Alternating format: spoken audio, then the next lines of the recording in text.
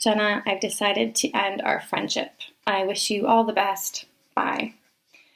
So I got this text message, came in around 2:45 this morning, and wow, it kind of hits you when you get something like that, especially if it's your first thought in the morning. Someone's deciding that they don't want to be friends with you anymore. I don't know the context of this message. I don't know if I said something, didn't say something, did something, didn't do something. I don't know if this is out of the blue for this person or built up over time. But I think the first thing that we do when we get this kind of a message is we feel rejected, right? We feel somehow we're not good enough as a human. And, you know, there's this process that goes on in our head. And I recognize this morning how that's changed for me and how I hope that maybe it can help you as well. Because despite how we do our best, there's going to be times in our life where we don't meet the expectations of others. And instead of taking that on ourselves, I hope that maybe what I share with you might be helpful. This isn't the first time I've received a message like this. I think I've had 2 or 3 of those over my life. And I'm sure there's other people who have decided that we're not friends and they just haven't told me. Maybe there's people who feel that we're not friends. I've had people block me and things like that online. So I have kind of processed this, and I think the people pleaser in me, and maybe in you sometimes too, wants to fix this, wants to remedy this. Oh my gosh, someone doesn't like me, someone doesn't want to be my friend, what have I done wrong?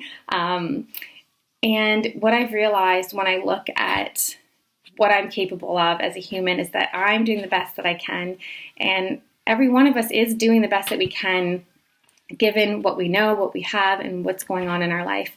And I had a son six years ago, and at the same time I started my own business, and the life of a single parent, entrepreneur, human trying to survive and navigate this world takes a lot of energy from me. And I know that I don't keep up the best with my friendships and my social relationships, but this is the best that I can do given that this is my life right now. And not everyone is going to understand what that life is like if they're not in that situation. If they don't know anyone who's been in that situation, it can be hard for them to think that there's just no time to maintain friendships. We all have our list of priorities as well. So in my life, I've listed certain things as priorities, and unfortunately, sometimes my social relationships don't get as high of a priority because of the demands I put on myself and responsibilities that I have in my life. So that's something that you can start to think about in your own life. When you feel rejected or not good enough, think about all the things that are going on in your life and the priorities that you've had to choose for yourself to make sure that you are healthy and that you're loving yourself and taking care of yourself. And we can't have the whole world love us, and we can really burn ourselves out trying. So it's important that we learn to accept that, you know, who we are and what we're about, and the things that we do with our time and with our energy reflect what's really most important to us. Because if we try to chase this people-pleasing feeling and we try to remedy every bump and challenge that comes up between relationships, in the end, the relationship with ourselves and maybe some of the most important people actually get put to the side.